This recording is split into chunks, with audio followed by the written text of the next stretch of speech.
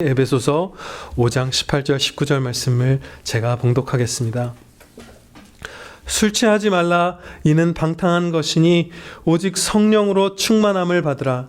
시와 찬송과 신령한 노래들로 서로 화답하며 너희의 마음으로 주께 노래하며 찬송하며. 아멘. 본문 말씀, 성령 충만한 찬양이라는 제목으로 선포하도록 하겠습니다. 성령 하나님으로 충만케 되는 것은 이 땅에서 성도들이 바라는 최고의 은혜라고 할 수 있습니다. 삼위일체 하나님께서 성령님으로 말미암아 이 땅에 성도들과 함께 거하신다고 말씀하셨잖아요. 그렇기 때문에 성령 충만한 만큼 하나님이신 성령님께서 우리와 함께 충만토록 계시는 것만큼 우리가 사모할 만한 은혜는 또 없습니다. 예수님께서는 하나님께서 너희에게 좋은 것을 주실 것이다 말씀하시면서 구하는 자에게 성령을 주실 것이다 이렇게 말씀하셨어요. 좋은 것 중에 좋은 것이 바로 성령님께서 함께 하시는 것이에요.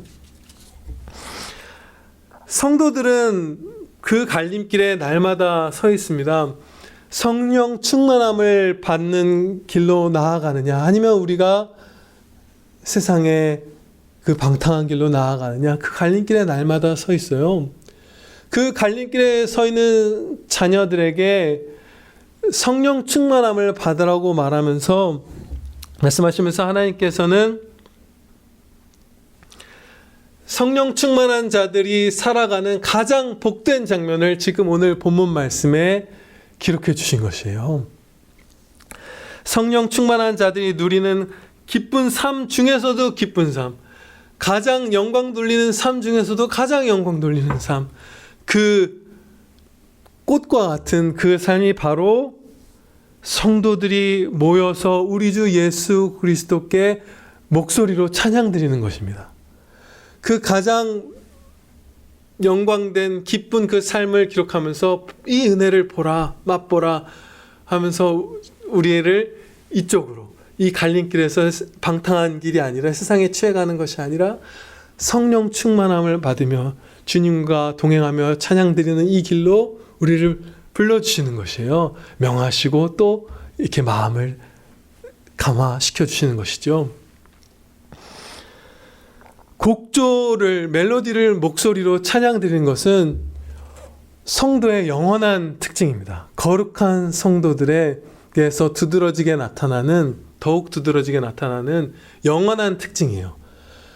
이 땅에 예수 그리스도께서 태어나신 그 성탄절 밤에 목자들이 이제 양떼를 지키고 있었는데, 예수님께서 태어나셨을 때 천사들이, 수많은 천군 천사들이 호련히 그들 곁에 내려와서 노래로 찬양드렸어요. 예수님의 영광을.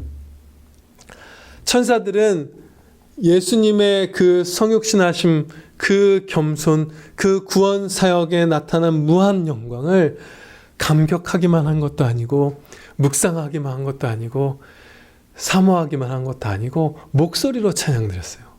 아멘입니다. 그리고 요한계시록을 보면 천국에 있는 거룩한 성도 24장로님들의 모습이 나오죠. 그런데 그 장로님들이 계속해서 새 노래로 목소리로 주님께 찬양드리고 있어요.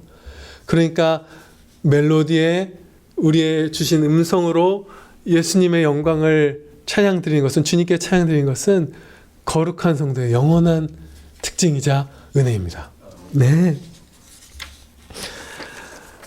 이렇게 노래로 찬양을 드리는 것은요, 오늘 본문 말씀의 가르침처럼 성령 충만한 자의 모습이고요, 그것만이 아니라 우리가 성령 충만함을 받는 방법입니다. 성령 충만함을 받는 길인데요, 성령 충만함을 받는 것은 여러분들도 많이 아시다시피 점진적인 경우가 많아요. 그래서 예수님의 뜻에 순종해 나가면서 성령 충만함을 받고, 삶이 하나님의 말씀으로 충만해져 가면서, 기도로 더욱 충만해져 가면서 우리가 성령 충만함을 받는 것이에요, 대부분. 그렇기 때문에 우리가 각 가정에서와 또 서로 예배당에 모여서 또 가정들끼리 모여서 사랑하는 형제 자매들끼리 모여서 오늘 본문 말씀처럼 목소리로 찬양 드릴 때에 우리가 성령 충만함을 받게 될 것이고요. 성령 충만한 자들은 그것이 지속될 것이고 또 성령 충만함을 받은 자들이 가장 복된 찬양의 순간을 누리게 될 것입니다. 19절 말씀을 보면 시와 찬송과 신령한 노래들로 서로 화답하라 이렇게 말씀하고 계세요. 명령하시는 거예요. 근데 이 시, 찬송, 신령한 노래 이 세 가지 단어가 구체적으로 어떤 뜻을 갖고 있는지는 우리가 확신할 수 없습니다. 알 수 없어요. 본문 말씀은 우리에게 찬양의 세부적인 규범을 주시는 목적을 가진 말씀이 아니에요. 그렇기 때문이라기보다 그런 말씀이 아니고 구체적으로 가르쳐 주지 않아요. 그런데 이 말씀을 오히려 구체적으로 알 수 없음에도 불구하고 확정지어서 생각을 해서 찬양의 규범, 예배의 규범으로 적용했던 교회의 역사를 보면 좀 잘못된 길로 나아갔어요. 어떤 특정한 종류의 찬양만 드려야 된다고 잘못 그 선을 긋기도 하고 시다 이렇게 해서 시편만 드려야 된다 이러기도 하고 뭐 여러 가지. 근데 이 말씀은 그런 의도로 세부적인 규범을 주시는 본 말씀은 아닙니다. 마찬가지로 서로 화답한다라는 말씀도 한 노래 안에서 한 소절 한 소절씩을 성도들이 파트를 나눠서 이렇게 교창을 하면서 주님께 영광 돌린다는 것인지 아니면 성도들의 모임에서 한 사람 한 사람 혹은 한 팀 한 팀씩 일어나서 찬양을 드리면서 서로 화답하는 것인지 구체적으로 알 수가 없어요. 그래서 여기서 너무 이렇게 구체적인 의미에 우리는 집착하면은 안 됩니다. 다만 우리가 확신할 수 있는 점은 시편과 신구약 성경에 기록된 많은 거룩한 찬양들과 교회 역사 전체에 성령 충만한 성도들이 작사 작곡한 그 거룩한 찬양들 이 모두가 이 19절 말씀에 시와 찬송과 신령한 노래들에 포함된다는 사실만을 우리가 확신할 수 있습니다. 하나님의 말씀에 합한 모든 찬양들을 의미한다는 것은 우리가 확신할 수 있는 것이에요.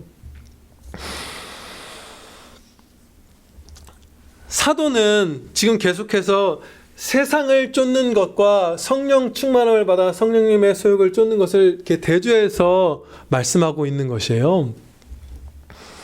믿지 않는 사람들이 술에 취해서 서로 이야기를 나누고 노래를 부르는 것과 반대로 우리는 성도들끼리 모여서 말씀을 나누고 거룩한 교제를 하며 주 예수 그리스도께 찬양 드려야 한다라고 말하는 거예요. 이런 삶이 아니라 바로 이 찬양의 삶을 살아야 해. 이게 복된 것이고 이게 합당한 것이고 이게 주님이 기뻐하시는 찬양의 삶이야. 그것을 대조해서 가르쳐 주시는 것이에요. 예를 들면 이러한 삶은 우리가 작년 성탄절을 제외하고 매년 우리가 예배당에 모여서 온 회중이 찬양 드리고 샬롬 찬양대가 찬양 드리고 아이들이 찬양 드리고 하면서 우리가 서로 찬양으로 화답하고 또 주님께 영광 돌리는 그런 시간들을 보였죠. 바로 그거예요. 그게 이 말씀대로 우리가 살게 해주신 그 은혜의 날들이었던 것이에요. 그런 찬양의 시간들이 풍성하게 되는 것이 교회사 가운데 건강한 교회들에서 나타난 아주 주된 특징 가운데 하나입니다. 항상 그래왔어요. 이 본문 말씀에 실천이 있었던 것이에요. 초대교회 교부인 터툴리안 교부께서는 이렇게 초대교회 성도들의 모임을 기록했어요. 물로 손을 씻고 나면 불이 켜졌고 다른 사람들이 지켜보는 가운데 한 사람씩 돌아가면서 자신이 성경에서 배워 알고 있는 내용이나 마음에서 우러나오는 것으로 하나님을 노래하였다. 아멘. 초대교회 성도들이 이렇게 모여서 한 명씩 그 성령 충만함 가운데 찬양을 드렸던 거예요. 근데 이게 굉장하죠. 여러분 생각을 해보세요. 성도들이 모여서 성경에서 배워 알고 있는 내용이나 마음에서 우러나오는 하나님의 말씀에 합한 거를 찬양을 드렸다는데 굉장히 순결한 사람들인 거예요. 굉장히 성령 충만해서 누가 누구 어떻게 노래한다 이런 걸 평가하거나 뽐내거나 하는 정신을 갖고 있으면 우리가 도무지 떨려서 할 수가 없는 것이에요. 그렇죠? 자기 죄를 자복하였던 그 거룩한 교회의 모습들, 또 모여서 이렇게 돌아가면서 찬송으로 서로 화답했던 이 성령 충만한 교회의 모습들, 다 그야말로 순결한 성령 충만한 성도의 모습인 것이에요. 네, 아멘입니다. 그리고 초기 감리교도 분들도 모여서 주님의 그 십자가 죽으심, 그 구원을 기념하고 또 함께 목소리로 찬양을 많이 드렸고요. 미국의 그 대각성 운동 때 그 성도분들도 모여서 평일 저녁이나 휴일 때에 3-4 모여서 많은 그 소모임들이 생겨났다고 하는데요. 모여서 같이 하나님 말씀을 나누고 기도드리고 찬양 드렸어요. 이 말씀대로 우리가 살아가는 것이 성령 충만한 자의 삶이고 또 성령 충만함을 받는 길인 것이에요. 이것이 건강한 교회의 모습이어서 우리가 이렇게 되기를 소원합니다. 네. 오늘날 한국교회는 찬양에 있어서 두 가지 그 대표적인 잘못에 많이 속해 있는 것 같습니다. 그것을 우리가 살펴보고 또 각 사람 또 혹은 우리 교회가 회개할 것들을 회개하고 충성으로 나아가도록 하겠습니다. 주여, 찬양에 있어서 잘못된 뜨거움을 갖고 있거나 아니면 냉랭한 것, 이 두 가지 잘못이 한국교회에 지난 한 30여 년간 있어 왔던 것 같아요. 먼저 잘못된 뜨거움에 대해서 살펴보겠습니다. 지난 몇십 년간 한국교회는 찬양 중심의 예배, 찬양 중심의 교회로 많이 살아왔어요. 그것이 우리 형제 교회들, 우리 평안교회는 그런 그 길로 나아가진 않았지만 대다수 한국교회의 그런 형제들이 나아간 길이었어요. 우리의 길이었죠. 예배 때마다 30-40분 혹은 1시간 이상씩 찬양을 드렸고요. 찬양 인도자 분들의 역할이 커져 나갔고 또 찬양 집회가 참 많이 열렸습니다. 그 찬양들에는 뜨거움이 있었고요. 눈물도 있었고요. 웃음도 있었어요.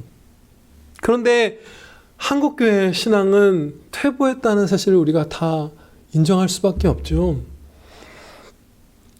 그 이유는 너무나 많아요. 뜨거운 찬양이 있었지만 한국교회 신앙이 퇴보한 데에는 중대한 이유들이 몇 가지 있습니다. 대표적인 이유 몇 가지를 나누면요. 찬양을 예배의 중심에 놓은 교회들이 말씀을 축소했고요. 성경 말씀을 축소했고 희석하고 왜곡했기 때문이에요. 설교 시간이 줄었고 교리 공부는 아예 사라졌다고 할 만한 상황까지 갔고요. 성경 봉독, 성경 교독 시간도 예배 순서에서 축소되거나 빠졌어요. 원래 예배에서 절대로 빠지지 않는 것이 성경 봉독 이런 것들 한 장씩 읽고 막 그랬었거든요. 예전에는 그것이 빠졌어요. 그리고 열린 예배, 구도자 예배, 무슨 새신자 중심 예배, 불신자 중심 예배, 초청 예배 여러 가지 말들 가운데 예수님을 믿지 않는 자들을 만족시키는 예배 형태를 가지려고 교회들이 노력해 왔어요. 그렇게 하면 성도의 수가 늘 거다.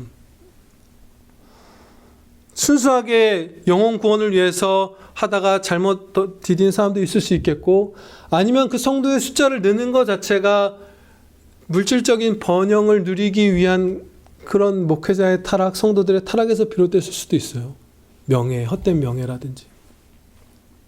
그래서 불신자분들이 좋아하는 예배를 만들어야 하기 때문에 더 쉽고 더 감각적이고 더 재밌고 세상적인 매혹을 가진 이런 것들로 예배 순서를 채우기 시작했어요. 찬양도 설교도 무슨 조명도 본문 선택도 이런 것들을 다 거기에 맞춰가기 시작했던 것이에요. 그래서 당연하게도 또 안타깝게 교회 전반에 하나님의 말씀을 겸손히 듣고 배우고 순종하는 것이 줄어들어 갔고요. 성경적 분별력도 사라져갔어요. 이 모든 것을 한 단어로 표현하자면 세속화되었다고 우리가 말씀할 수 있습니다.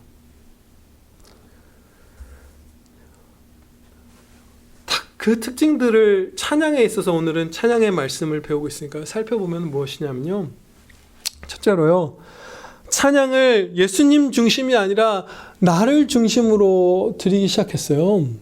한국과 미국의 그 비슷한 그 기조를 따라온 이 한국과 미국의 신학자, 신실한 신학자분들이 공통적으로 찬양에 있어서 지적하는 바는 교회가 건강했을 때 드렸던 찬양보다 최근 한 몇십 년, 30, 40년간의 이 구도자 예배, 무슨 열린 예배, 이 추세 가운데 불신자들의 취향에 맞춘 이 찬양 시대에 써진 곡들은 확연하게 내 감정, 내 삶, 내 결심, 내 눈물, 내 고통, 나에 대한, 너무나 나에 대한 그 단어 자체가 그냥 분석해보면 몇 배 이상 사용됐다고 할 만큼 그야말로 내 중심이 되어버린 것이에요.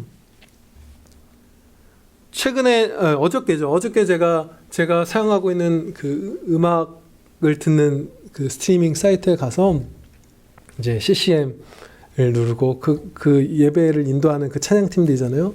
그 중에 가장 그 인기 아티스트라고 이렇게 추천되어 있는 찬양팀으로 되어 있는 찬양팀의 곡들을 인기 순으로 정렬을 해서 봤어요. 근데 5곡 중에 4곡이 제목부터 나를 얘기해요. 나의 무엇이야. 주 달려 죽은 십자가 이런 제목이 아닌 것이에요. 내용에서는 더 말할 것도 없죠. 그리고요, 이것은 이렇게 표현할 수 있을 것입니다. 우리가 몇 주 전에 배웠던 말씀에 그 의지에서 표현해보면 살든지 죽든지 내 몸에서 주 예수 그리스도만 커지시게 되는 삶을 살아야 하는데 바울처럼 내가 커져버린 것이에요. 다음 우리 잘못된 뜨거운 찬양의 특징은 찬양에서 깊은 진리가 사라져버렸습니다. 예를 들어 가사의 분량만 보아도 우리가 이 사실을 확인할 수 있어요. 한국 교회에서 많이 드려지고 있는 이 시대에 많이 드려지고 있는 그 찬양들을 보면 가사의 분량 자체가 시편에 이 기록된 곡조에 맞춰 불렀던 시편의 찬양들보다 훨씬 짧아요. 몇 분의 1이 안 돼요. 아주 짧은 가사를 반복적으로 부르고 그렇게 하고 있습니다. 그런데 같은 길이라 할지라도, 심지어 가사가 긴 찬양이라 할지라도 그 가사의 밀도 자체가 낮아요. 그냥 같은 얘기를 반복하듯이 무의미하게 늘여놓듯이 해서 그냥 진술하고 있을 뿐이고 애초에 길이 자체도 평균적으로 훨씬 짧습니다. 몇 분의 1이 안 돼요. 그래서 그 짧은 가사의 분량 때문만으로도 하나님의 진리를 깊이 찬양에 담기가 어렵습니다. 예를 들면요, 환난 가운데 주를 의지합니다. 주를 의지해. 이런 주제로 찬양을 드린다고 생각을 해볼게요. 그러면 오늘날 우리가 드려온 찬양은 환난 가운데 주를 의지해, 보이지 않아도 주를 의지해, 고통 가운데 주를 의지하면서 계속 반복하잖아요. 그야말로 그 제목의 그 주제만을 막 반복해서 계속 왜 이러지? 사실은 그 의도는 대중음악의 감성을 자극하는 것과 마찬가지예요. 거의 그냥 몰두하게 감정적으로 몰아가는 것과 같은 그런 의도를 갖고 있죠. 얄팍하기도 하고요. 그렇게 찬양을 드리지만 시편에서는 어떻게 찬양을 드리죠? 예를 들면 이런 식인 거예요. 내게 환난이 있는데, 내게 환난이 있는 이유는 나의 그 지난날의 어떤 죄악들 때문이구나. 그래서 환난이 나의 죄로 말미암았다는 자각이 나오고, 범죄한 자가 주님 앞에서 갖는 두려움이 있고, 또 그 고난의 긴 세월의 무게, 눈물로 베개를 적시는 그 탄식이 나오고,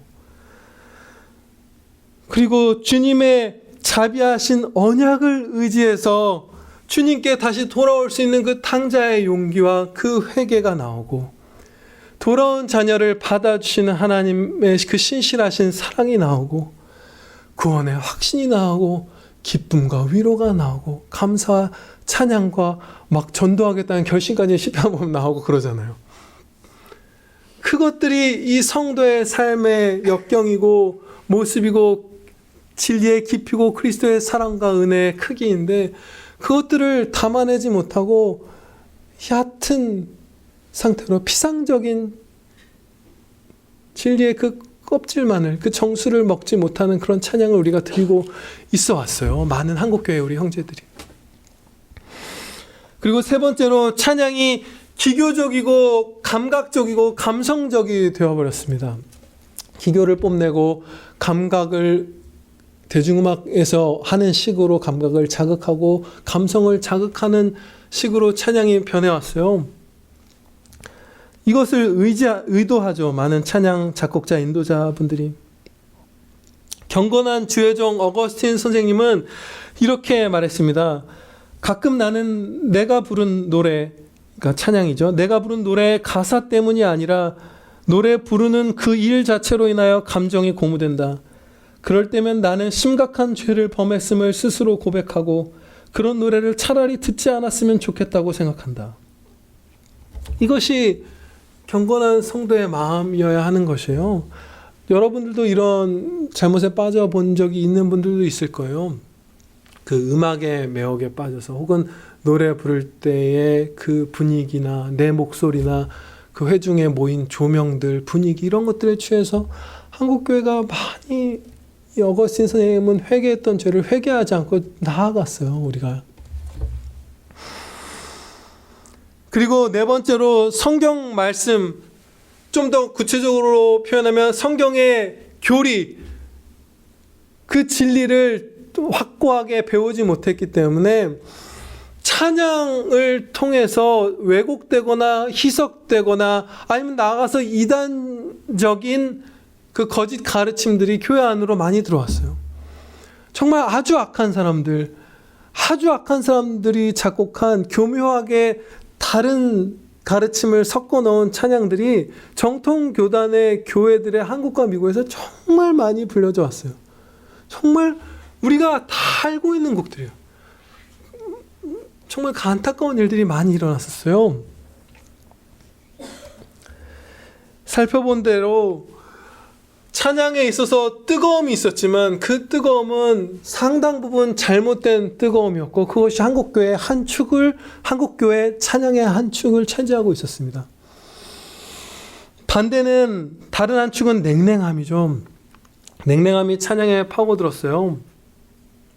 온 가족이 성도여도 가정에서 거의 노래로 찬양 드리지 않는 경우가 많아졌죠. 저도 그랬어요.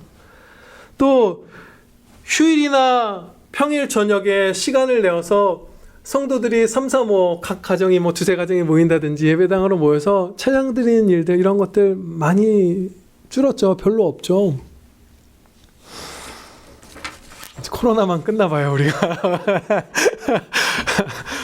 너무 다 하고 싶고 할 것 같습니다. 그리고 이 본문 말씀을 보면 19절 하반부를 보면 너희의 마음으로 주께 노래하며 찬송하라, 이렇게 말씀하잖아요. 여기서 마음으로라는 말씀은요, 진심으로 혹은 감정을 담아서 라는 뜻보다 훨씬 더 깊고 큰 것이에요. 왜냐하면 성경 말씀에서 마음은 정말 많은 경우 전인격, 영혼 전체, 이런 것들을 뜻해요. 우리를 다 쏟아붓는 것을 마음을 다하여라고 표현하기 때가 많고요, 성경에서. 또 두 번째로 본문 말씀은 성령 충만함을 받아서 마음으로 찬양을 드리는 거잖아요. 성령님께 우리의 영혼이 완전히 붙들림 바 되어서 성령님의 소욕을 쫓아서 내 지성, 내 감정, 내 의지, 내 영혼 전체를 다 바쳐서 예수님만 내 영혼이 향하여서 예수님께 찬양 드리라는 말씀이에요. 그러니까 진심으로라든지 감정을 실어서라든지 이런 것보다 훨씬 더 그걸 다 포함하고도 넘치는 그런 말씀이죠. 그런 찬양을 우리가 드리지 않을 때가 많아요. 찬양을 드릴 때. 저도 요번에 우리가 평안교회 시편 찬송가를 우리가 다 구입을 해서 찬양을 드릴 때 잠깐 그 놓쳤던 순간이 최근에도 있었어요. 찬양을 드리다가 이 찬양의 메시지, 이 진리 말씀에 귀 기울이면서 마음을 그 찬양 가사대로 내 마음을 바친 게 아니라 잠깐 그 선율과 그 분위기와 제가 듣고 있는 반주의 뭐 음악적인 것과 이런 것들이 약간 이렇게 고무됐던 거죠. 아까 어거스틴 선생님의 고백처럼. 그래서 회개했던 적이 있어요. 마음을 다해서 모든 걸 다 바쳐서 이 찬양을 드리는 것이 많이 줄었는데, 만약에 이렇게 마음을 다해서 전인격을 바쳐서 우리가 성령 충만한 가운데 전인격을 바쳐서 찬양 드리면 어떤 일들이 일어나냐면요, 우리의 찬양이 하나님 앞에서 하나님께 드리고 있다는 그 신전의식이 명확해집니다. 아멘. 내가 찬양을 하나님 앞에서 드리고 있구나. 그래서 굉장히 그 두렵고 떨림이 생겨요. 경건한 거룩함이죠. 그리고 그 거룩한 두려움이 커질 때 오히려 동시에 기쁨과 평안도 커집니다. 사랑 안에 두려움이 없어요. 사랑받는 자녀로서 아버지 하나님 앞에서 두렵고 떨리는 마음을 갖는 거잖아요. 거기에는 진짜 평안과 기쁨이 더 커집니다. 마음을 다할 때. 또 지성과 사랑의 마음을 다 쏟아서 분별력 있게 찬양을 드리는 것이기 때문에 찬양이 묵상과도 같은 측면을 갖게 돼요. 하나님의 말씀을 깊이 곱씹어 보면서 그 찬양을 드리는 가운데 말씀에 내 마음이 합쳐지고 마음이 뜨거워지고 내 잘못되었던 진리 지식이 바로잡아지고 막 수많은 일들이 찬양을 드리면서 일어나는 것이에요. 그리고 또 한 가지 특징은 나를 주목하지 않고 예수님만 바라보며 찬양 드리게 됩니다. 이것은 나 자신에 주목하지 말고 주님을 바라보라. 이것은 성경 전체의 가르침이에요. 20세기 웨일즈의 성령 충만한 목사였던 로이드 존스 목사님은 이에 대해서 이렇게 말했습니다. 많은 그리스도인들이 주님을 바라보지 못하고 자기 자신의 문제에 얽매여 헤어나오지 못합니다. 이것이 우리의 가장 치명적인 문제입니다. 우리는 자신의 영적인 상태를 들여다보고 자신의 영적인 맥박을 재는 일, 그리고 우리 자신의 체험을 살펴보는 일과 이런저런 복을 갈망하는 일에 너무 많은 시간을 보냅니다. 그러면서도 주님을 깊이 생각하지 않습니다. 이렇게 말했어요. 나를 잊고 주께 온 마음을 맞춰서 찬양 드리는 것, 이것이 온 마음을 다해 성령 충만한 가운데 찬양 드릴 때에 나타나는 특징입니다. 우리는 찬양에 있어서 잘못된 뜨거움보다는 냉랭함을 좀 더 회개해야 되겠죠. 예, 잘못된 뜨거움도 회개해야 되실 분이 있을 수 있어요. 이 잘못된 뜨거움 또 찬양에 있어서 이 냉랭함 두 가지의 공통점은 성령 충만한 찬양은 아니라는 것이에요. 성령 충만한 찬양의 삶이 부족해졌다는 것이에요. 우리 한국교회 가운데 또 평안교회 가운데. 그래서 우리는 본문 말씀대로 성령 충만한 찬양을 회복해서 하나님께 영광 돌려야 합니다. 네. 19절 말씀의 끝부분을 보면요, 주께 노래하며 찬송하라 이렇게 말씀합니다. 여기서 주는 예수님을 의미해요. 신약 성경에서 주님이다 하면 그것은 거의 대부분 성자 하나님을 뜻하고요. 그리고 본문 말씀 다음 절인 20절 말씀에 우리 주 예수 그리스도 이렇게 말씀하잖아요. 그렇기 때문에 여기서 19절 말씀에 나오는 주라 함은 예수 그리스도 성자 하나님을 뜻합니다. 그런데 이 예수님께 마음을 다 쏟아서 주님만 찬양 드리는 것, 주님만 바라보는 것은 성령 충만한 자의 그야말로 가장 중대한 특징이에요. 이것이 어떤 분별의 기준이 되기도 하는 것이에요. 예수님 중심으로 예수님을 높이고 있느냐 아니냐, 이거에 따라서 내가 성령 충만한 것인지 아닌지가 우리가 분별할 수 있을 만큼 핵심적인 성령님의 사역이 바로 예수님의 영광을 드러내는 것이에요. 요한복음 16장 14절 말씀에서 예수 그리스도께서 우리와 함께 하실 성령님의 사역에 대해서 이렇게 말씀하셨습니다. 그가 내 영광을 나타내리니. 네, 예수 그리스도의 영광을 성도들에게 나타내어 주시는 것이 성령 하나님의 사역이에요. 그렇기 때문에 예수 그리스도 중심이 되지 않는다면 어떠한 신비한 체험이 있든지, 어떠한 뜨거움이 있든지, 어떠한 모임의 활성화가 있든지, 노래로 1시간을 찬양드리든지 무엇을 하든지 예수님만 높이고 있지 않다면 우리는 성령으로 충만한 게 아니라 나로 충만하거나 다른 악한 영으로 충만한 것이에요. 이런 표현도 로이드 조스 목사님이 말한 게 생각이 나요. 성령님에 대해서 막 많이 얘기하는 성도가 있는 거예요.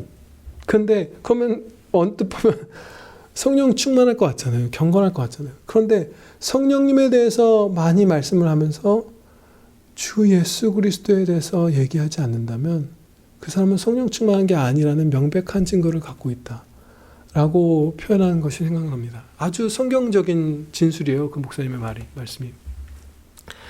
예수님 중심, 그가 나의 영광을 나타내시리라. 그게 성령님의 사역이기 때문에 우리가 성령 충만하여 성경적인 찬양을 드린다면 우리의 찬양은 마음으로나 가사로나 그 연주로나 곡조로나 무엇으로나 주 예수 그리스도를 높이는 그것이 우리의 중심이 되어야 합니다. 아멘입니다.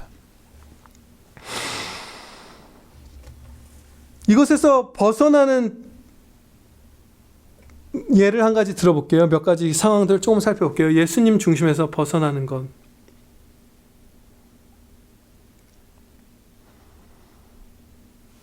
찬양을 드리면서 그런 경우들을 많이 봤어요.